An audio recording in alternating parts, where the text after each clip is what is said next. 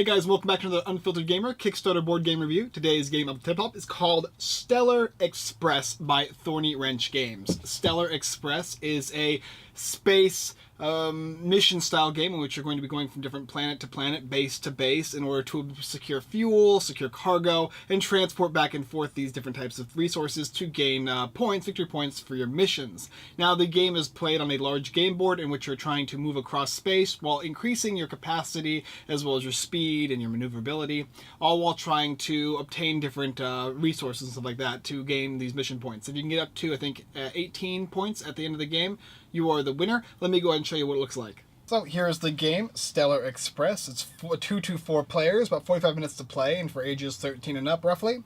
You got your 4 player boards, in which you're going to have your crew modifications, your missions you're going to have, as well as all the different stats for your ship and your cargo hold. There's 4 different colors here. You're also going to have the 3 different bases that are listed on this board here, this huge board. And there's 3. There's red, yellow, and then there's the blue one. You have the different types of currency from 5 all the way up to 500. You have your ships as well as all the different planets and whatnot here. And you've got all your different cargo things you'll be putting down to show how much fuel you have, and speed and maneuverability and all that for each of the different players. Rulebook. These are all the different planets that are going to be going across, orbiting the entire universe here, as well as you're going to have all the different types of resources here, minerals, and med kits and all that kind of stuff, as well as victory points. You're going to have ship modifications, so 3 different missions from the 3 different bases over here, which you'll be getting, as well as a whole plethora of different crew members you can acquire for your spacecraft. And also that, you're also going to get 4 boards. These are 4 large boards here, and they're all going to be connected in this circular way so that you can have all the different orbits circling around. There's one specific way to do it, not very difficult to put it together. Finally, on the far left and right hand sides of the board, top and left, top and bottom, it's going to be how to play the game for the most part. So to start the game, you're going to go ahead and select one of the colors of the different ships here, and you're going to get this player board here that's going to represent your crew, modifications on all that, as well as all the different color token cubes that you'll be putting down to illustrate your speed. You're also going to get $150 for each player, and you're going to be trying to get up to 18 points in a 2-player game and less for more players. You're also going to set up each of these individual areas here, the Regina base and the Risa base and Rian base, and you're going to be putting down cubes on this location here to determine, so 9, 7, and 5 I believe before starting, to determine how many different resources each base has available, as well as the crew is going to be put from the crew deck and the modifications in the modification deck, and as well as each base has its own unique mission deck, which you'll be trying to obtain different missions from these guys. All 3 of them are going to be set up that way. You're also then going to place all the planets down on the boards in their starting spaces that orbit around, and there's 8 different orbital fields, and you're going to have your singular little spaceship at the starting location of the board as well. Somebody's going to get the first player marker, and then the turns will begin. Let me go ahead and show you how the board looks set up and a couple turns of play. Okay, so I've gone ahead and set up Stellar Express. Now realize that because it's such a big game, I've tried to condense it. So this here, all of this, and these guys here, as well as the stacks and the money, this is actually supposed to be off to the side. And the only thing actually on this board is going to be the planets here, as well as the spacecrafts that are all listed right here. And depending on how many players you want to have, how many different spaceships you're going to have, we're going to focus on just playing with 1, even though it's normally going to be 2 players, just to show you how a turn would go. First of all, everybody's going to have one of these things, and then you have set your markers all on the designated spots. It's fairly simple to see them. It'll actually show you a red number to know that that's where it goes. As well as over here for all the different available resources you're going to gather from all these different bases. The bases are actually fairly easy to see as well. They're going to be this space over here. This one is the blue base, and then there is going to be a yellow base, which is, I think, actually covered up. But these are the spaces we're going to go to get to these bases.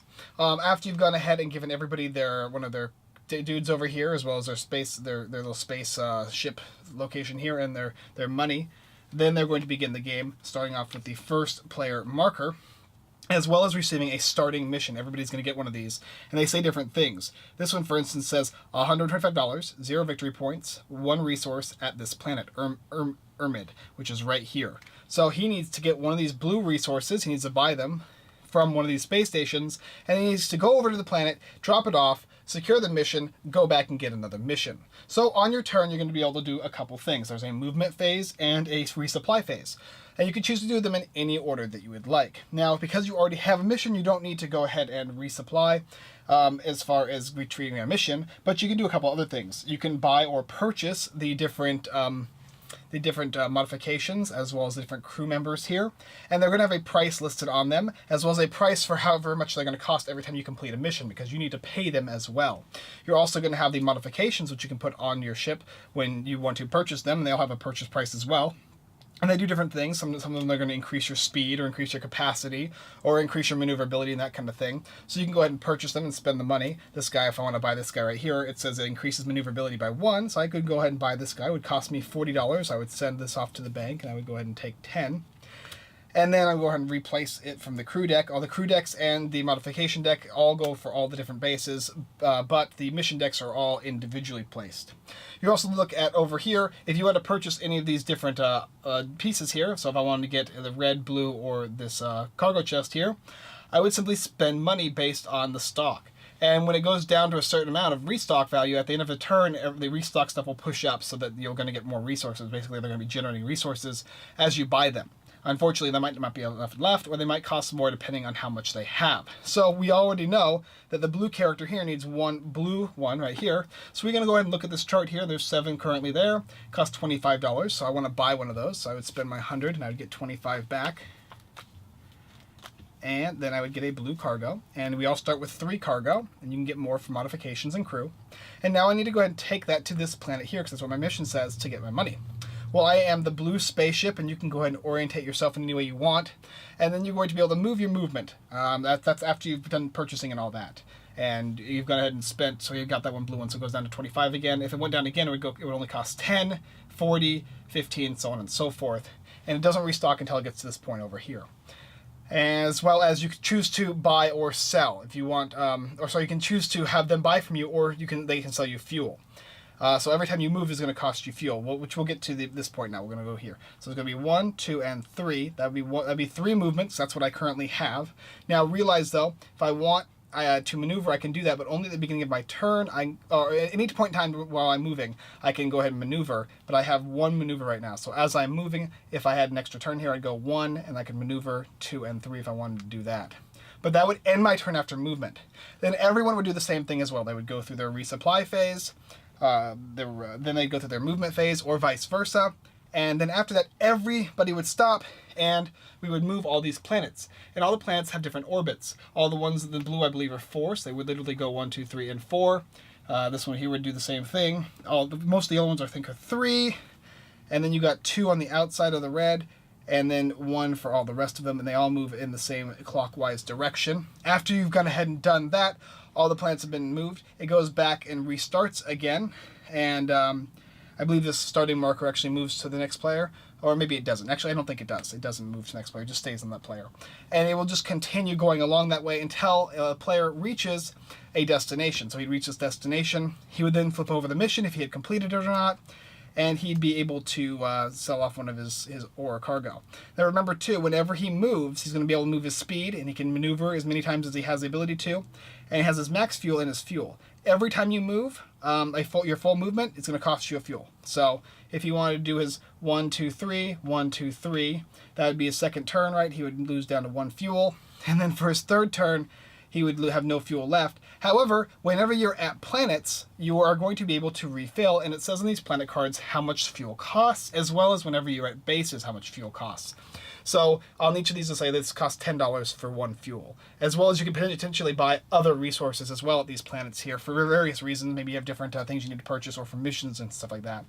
After you've done that, you will get rid of your mission, acquire any victory points on the top right-hand side of the mission card, and then you will go ahead and go back to the base or any other base, pull another mission card, and then continue the cycle of trying to improve your ship here, as well as gain more money, purchasing different guys. Also remember too, whenever you finish a mission, it's going to cost you money for each of the guys you have, so it's going to be $5 when I complete this mission, and this mission says I'm going to get $125. So I would get $120 instead. And then that's the objective of the game, to keep going until the first person to reach 18 points in a 2-player game or less in multiplayer games. The farther away you go, the more points you're going to be able to get on missions. So these different bases, these are the more easy missions and the more difficult missions. As well as you have to make sure that you don't ever run out of fuel, because if you do, you're going to lose all your stuff other than I think your crew members, and it's almost like you're going to wipe away a lot of the benefits you'd gotten. I think you lose your modifications, or maybe it's just crew and cargo, I believe, or something like that. But either way, it's not good. Don't run out of fuel either way. But that is the basic idea of how to play Stellar Express, going around trying to collect things, trying to earn your points, and avoid people from taking the different modifications that you want on your ship to make your ship the best flyer and deliver transport in the galaxy. Okay, so what to say about Stellar Express? Well, the first thing I'm going to mention is the game is fairly massive, maybe even unnecessarily massive. It has 4 boards, and it's really difficult to get on any tabletops. In fact, even with this one, I had to kind of condense everything down just so you could see all the different components in the game. However, on the other flip side, you're able to see like the vastness of space, and you feel like everything is a very far distance away. You do feel like you have to try and push the limits with your spaceship, and sometimes you get to the planets you need to get to just in the bare nick of what you need to do so, especially out in the farther blue regions, which are very far away. Not only that, but some of the art is really cool and as well, which is interesting because I really like all the different planetary arts. All these guys are really, really cool looking. I like the feel of them. I like how they feel like I said, the deep vastness of space, which makes this really, really cool. However, in the art as well, you have the character, the crew members, and I am not a fan of this art at all. I mean, it's like almost there, like almost where it needs to be, but comparatively to the planetary art, it's just not going to cut it for me. Also, another thing to say is the different crew members, the balancing there's some balancing issues. One of these guys costs $110, and your fuel was going to cost 5 less for the rest of the game, which is okay, except when you notice that this guy over here for 120 gives you a full random modification to your ship. It could be anything. It could give you a very good deal. Or even better, for 120 you can choose one of your modifications, and this member of the crew copies that modification. And some of the modifications are powerful, really powerful. But all these guys cost very, very similar. As well as, I mean, some of them, even the smaller ones, are a good value. Another thing to note, too, is that all of the crew members and the modifications can go on all 3 bases. I was hoping to see that there are better crew members and modifications at the blue base, just like they did for the missions. The missions in the blue base are a lot harder to do, but give you a lot of value. I was hoping they would do that as well with the crew members and the transmogs as well, because the missions worked out really well. The supply and all that works really well, I like how it goes back and forth and whatnot. What I could say about it is I would hope to see more of a trading aspect in the game, where it's a bigger value to want to do certain things. Sometimes $5 or $10 is nice, but even to go out to those farther reaches of space, which is where I wanted to travel, it sometimes just didn't seem viable to do so based on the missions I could have chosen. That would have given me the points I needed right there and not have to attempt to get out to that very, very far sectors. Because it can be dangerous. You can lose a lot for going and trying to do so and failing. Other than that, the paper money is paper money. You're either going to not mind it or you're going to dislike it. It has the same kind of crew art on the paper money, and I'm not a fan of the crew art.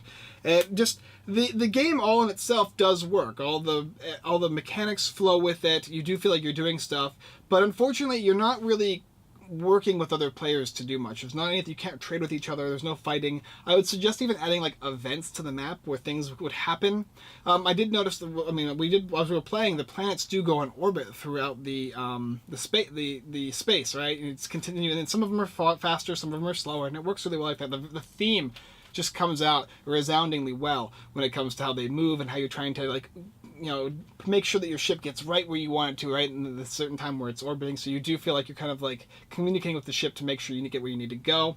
But I would like to see more happen, more interactions. Sometimes it just kind of fell flat because there's just nothing going on, especially when you go to those far reaches of space and all you can do on your turn is just move, and that's it. And then your opponent will move, and so on and so forth.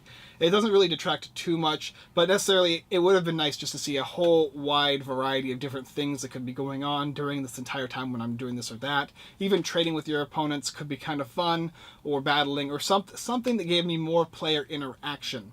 So, suffice to say, with all these things, now, if you like a game that involves trading and selling and flying around space as a trader, Trader, trader, then you're probably going to like this game because it has that feel of modifying and upgrading your ship and trying to go around and collect the different resources and that kind of stuff.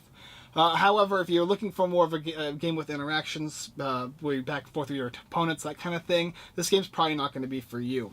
Overall, if you're interested in checking out this game, I recommend you go down in the description below and check it out, currently on Kickstarter. Alright guys, thanks for watching the Unfiltered Gamer Kickstarter board game review. If you like Stellar Express, you can go ahead and check out Kickstarter, go in the description below. Ooh. review, and you can go ahead and check out what this little space exploration / trading and buying game is just all about. Also, go ahead and check out our website, unfilteredgamer.com. We got tons of blog posts, Kickstarter lists, and giveaways, as well as a bunch of other stuff. Also, go and check out our affiliates, everythingboardgames.com, The Giveaway Geek, and Devatos Gaming. We got tons of blog posts, giveaways, and even more than our own site. Alright guys, that's all I got for you this one, and I look forward to seeing you next time.